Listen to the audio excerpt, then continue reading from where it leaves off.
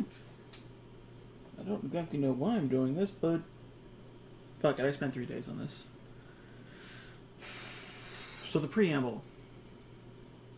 As part of my Tuesday game, in the Tal'dorei setting, as created by Matthew Mercer, me and my party decided to get a boat. And we didn't realize what we got until it was fully built.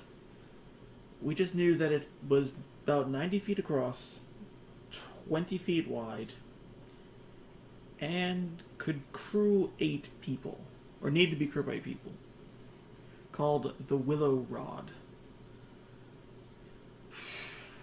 So, using the description I got, and the really nice picture my DM put into Roll20, I built it. Welcome to the... Oh, the ice melted son of a... Okay, that did look much better until the ice melted, but yeah. This is the Willow's Rod. 90 feet across, 20 feet wide, and 20 deep. Granted, a Minecraft block does not equal a foot, but you know what? I still think it works out quite well. And yeah, I had most of...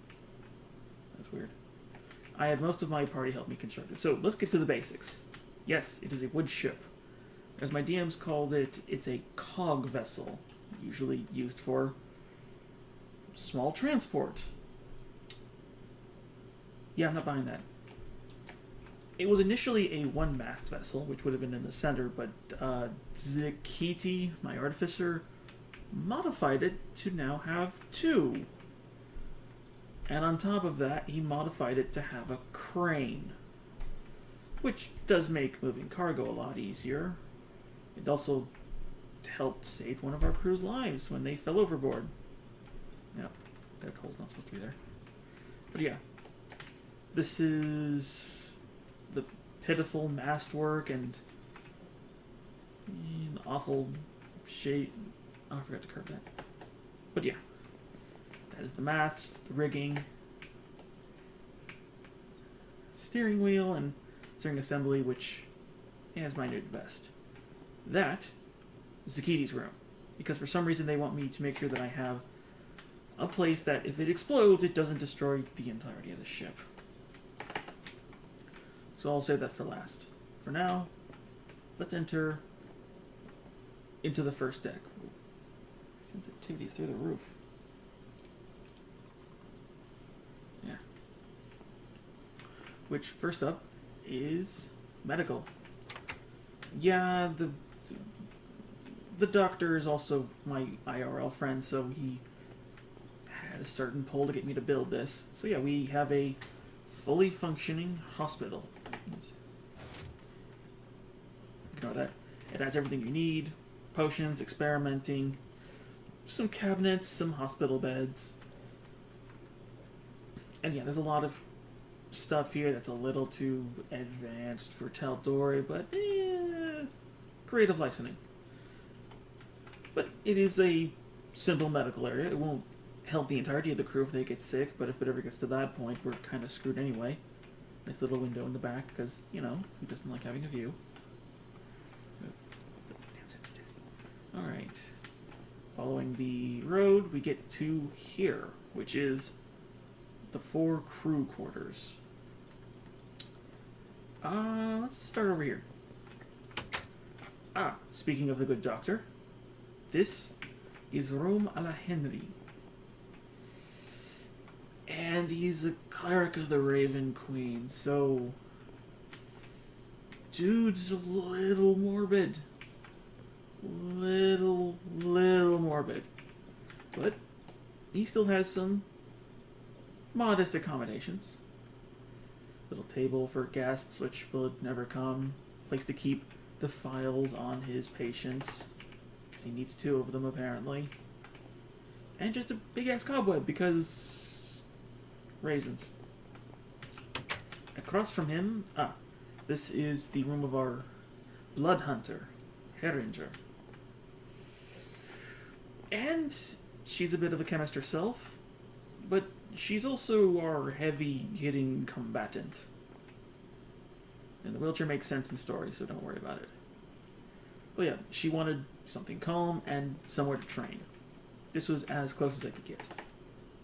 Her room, on the other hand, little neater, also fairly simpler compared to most of the other ones.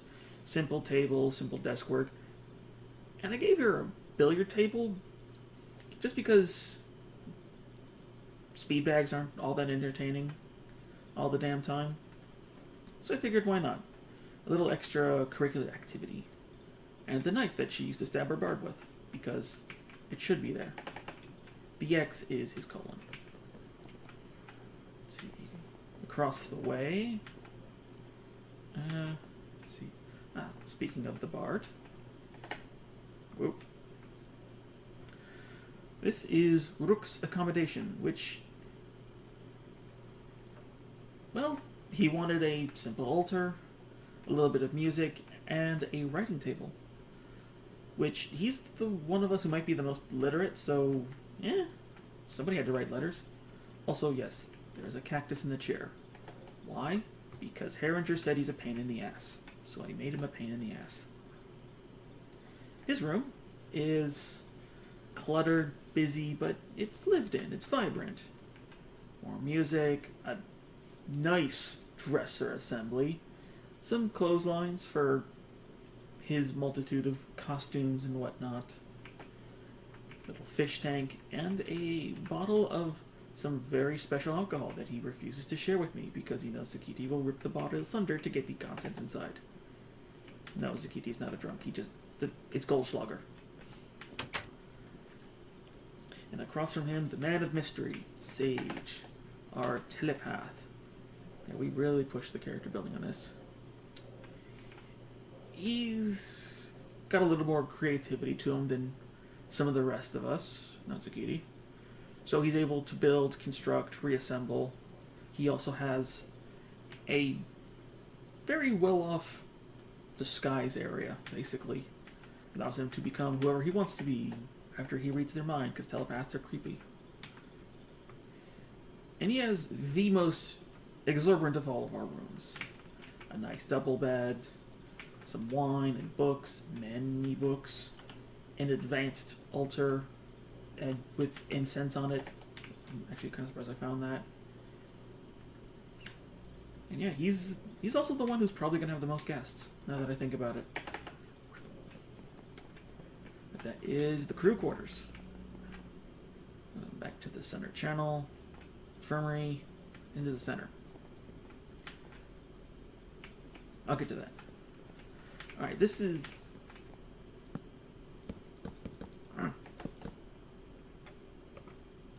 Sorry.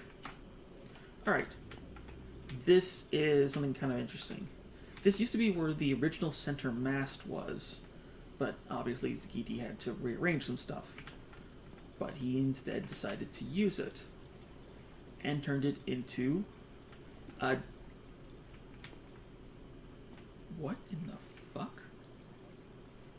Okay, ice melting is weird. But yeah, he decided to turn it into a scaffolding, and then fixed one side with a staircase, and the other side with a fireman's pole. So, if we need to go up or down fairly quickly, we can. Oop. And back up here. I'll talk about this. The crane. This was a pain in the ass to build. Mostly just trying to get all the rigging and whatnot set in-game. In Minecraft, it was just hard to get angles. I suck at the angles. But yeah, we can... I forget how much it can hold, but seeing as how the entirety of this thing can hold 150 tons, this thing can probably hold a lot. And this fished the bard from death out of the water. Heading back down, we get into the sort of neutral area. I haven't figured out what to put here yet. There's going to be something. We just haven't done anything with it yet. And here we have the kitchen. Yeah, I had way too much fun with this. It's a full bistro is what it is. But yeah, it's got beef, fruits, vegetables you've been making. That's a wood stove. Don't believe anyone else for what they say. And lots of storage. When we were actually stocking this thing up, we actually made sure to have meats, fruits, vegetables, grains, waters, alcohols. Like, this is not a continental breakfast, but no one's getting scurvy, and no one is going to lack variety. Because this is mostly for the 8-man crew that needs to keep this thing running, because no one in our party knows how to use a boat. Someone probably should have told Zagiti before he built this thing. Speaking of which, crew quarters. And general quarters, I guess, could also work. This is where anyone other than the prime 5 of us are going to stay. So yeah, it's got some hammocks, it's got some chests for storage. It's very simple. But yeah, it keeps the crew happy, which there's going to be more vacancies in there since, we crashed the boat. But moving on. This is the hold, which will allow the ship to... which will allow anything that we pull in to get lowered in through the crane and then pushed to the side. This is part of the 150 tons this vessel can hold. This is the other half. Or this is ballast. I don't know. Boats are not my thing. Oh, hold on. Don't want to miss this. Again, the doctor's my friend. He also dared me, or pushed me, or... he gave Zagiti shit, so... Okay. We now have a lavatory. Yeah, there's no reason for this to exist, but... fuck it, it's better than shitting over the side of the boat. Urinals, gravity-fed toilets, more water storage, tubs, a surprisingly roomy shower, which, yes, it's all gravity-fed. Don't throw a fit over it. I also found drains.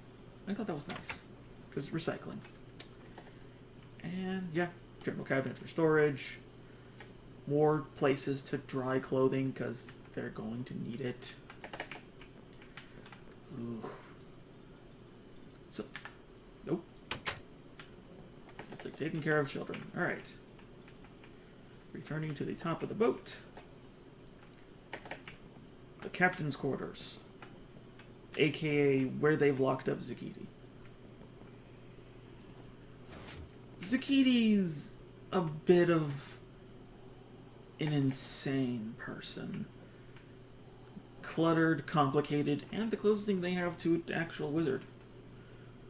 So yeah, he's also going to have his own work, his own examinations, his own oddities. Hi, Henry. His own little study, even a couple extra anvils in case he needs it. Storage, his enchanting table, his enchanting pulsating reactor. It makes sense in character. More workstation, something else he's been working on. He'll get to that later. General storage, skinning, tanning, suit of armor because Zagiti's like the heaviest armored person here. My chest. And the 3 amigos, some explosives, and I'll get end that. As part of my construction, Zagiti was able to hide a small storage area. So if Zagiti goes over here, he can access his little smuggler's hold. A nice little hideaway safe. That actually hides itself when he's not here, so no one else can fucking find it. Yay. And yeah, he blacked out the windows because he doesn't like people spying in on him. And then he had these exorbitant windows installed.